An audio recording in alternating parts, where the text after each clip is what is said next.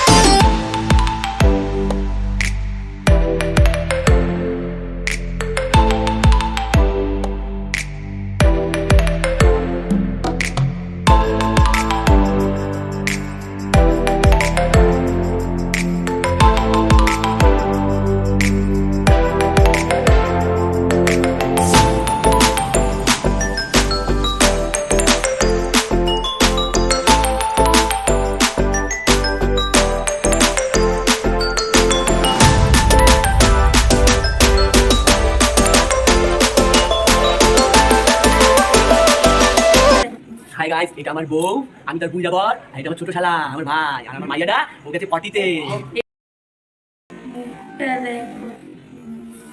Hi guys, এটা আমার বউ, আমি তার বুইরা বর, আর এটা আমার ছোট শালা আমার ভাই, আর আমার মাইয়াটা ও গেছে পটিতে।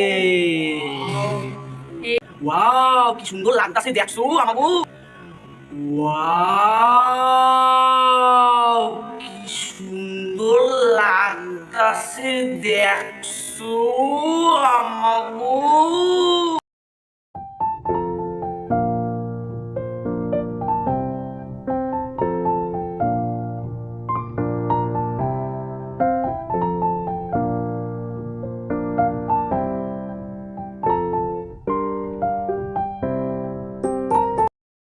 বকল চুলকাচ্ছে ও। বকল চুলকাচ্ছে ও। তো এখন আবার এই শুধু প্যান্টটা চেঞ্জ করো, চেঞ্জ করে আমরা আবার যাবো স্নান করতে। তো তখন ফোন নিয়ে যেতে পারবো না, ভিডিও করতে পারবো না। তো ফোনটা চার্জে দিয়ে যাব।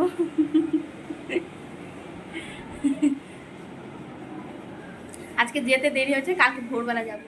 তো প্রথমে ভেবেছিলাম ফোনটা নেব না, কিন্তু বাবা মা যাচ্ছিলো বলে সেজন্য ফোনটা নিয়েছি। কিন্তু বাবা মা তো ভিডিও করতে পারে না, তো সেজন্য আমি যেটুকু পেরেছি স্নান করার আগে ভিডিও করেছি। তো স্নান করে নিয়ে তোমাদের সাথে দেখা হচ্ছে।